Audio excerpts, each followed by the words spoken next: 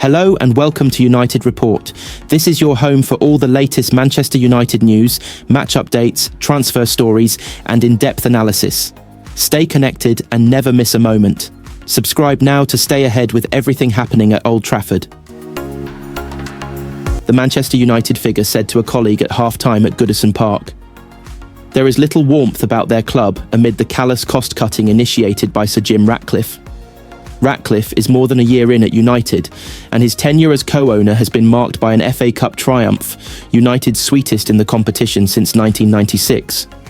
But it is an era hitherto renowned for penny pinching, a manager's sacking, and the worst United team in 51 years.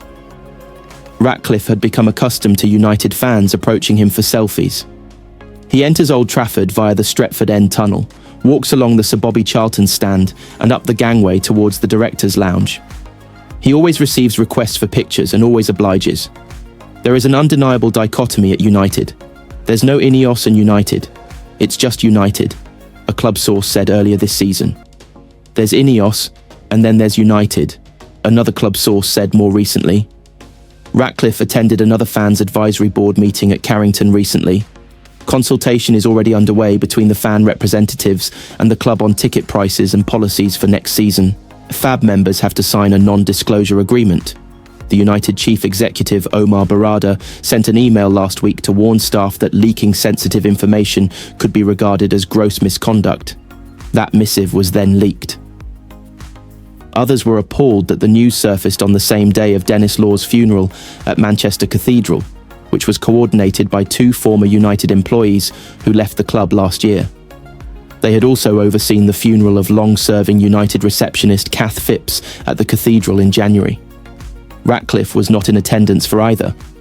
Morale at United has been on the floor for the best part of a year. United laid off 250 staff last summer after the workforce was allowed to balloon to 1,112. Some had titles that effectively fixed a target on their back, and Ratcliffe pulled the trigger. On pre-season tours, we see some United employees that we never see again until the next tour 12 months later. One employee had their suitcase packed for the tour in anticipation of flying to Los Angeles. Then they were told they would not be going as they were at risk. Others on the tour were informed midway through that they could be at risk, having previously been assured their jobs were safe. Bruno Fernandes, Eric Cantona and Juan Mata reached out to staff at United who were about to leave. Sir Alex Ferguson commiserated with a former staff member, and Victor Lindelof sat with another on the train back from London after the Community Shield. A couple who worked at the club got married last year and both lost their jobs. Erik Ten Hag re-entered the Carrington press room after a press conference in September to give a speech for the emotional departing press officer John Allen. "I know you as a very good colleague," Ten Hag said. "I'm very happy with the support you gave me, how we work together. I wish you all the best with what's coming, and something great will come for you, I'm sure, because you are so competent. And I wish you all the best, of course, for your work and for your family."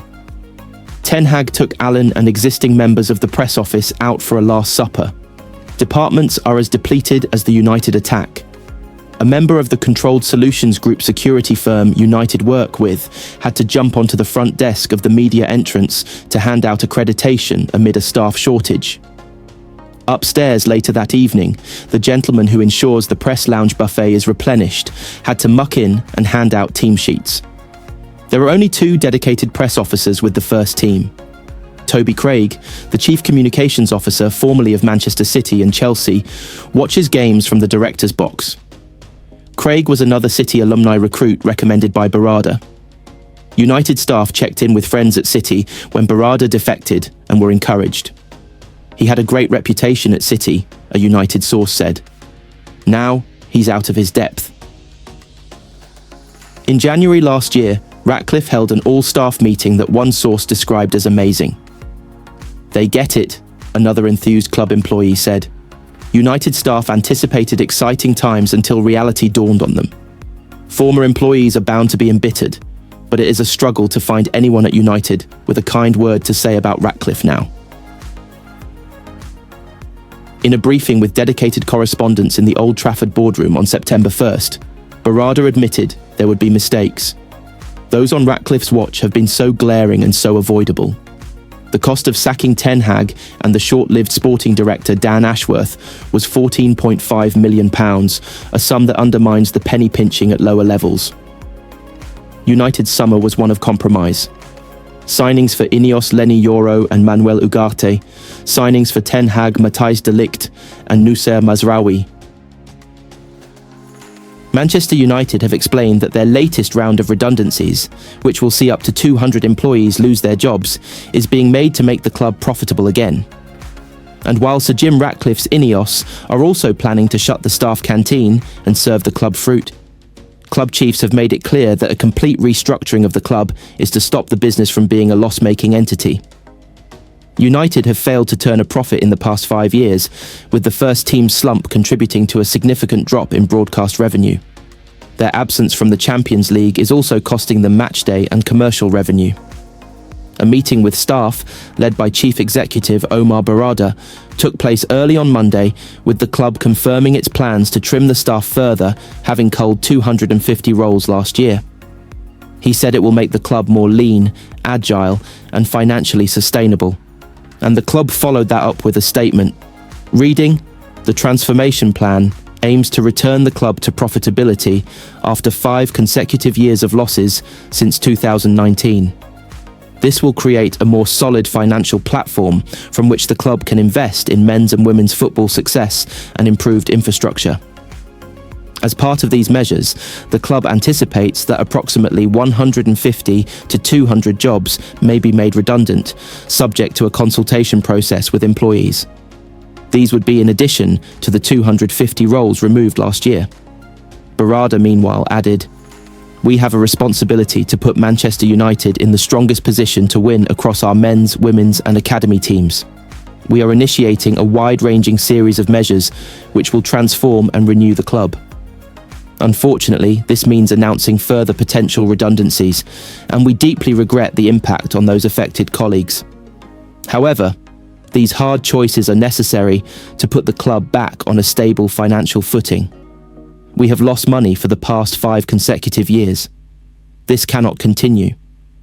Our 2 main priorities as a club are delivering success on the pitch for our fans and improving our facilities. We cannot invest in these objectives if we are continuously losing money.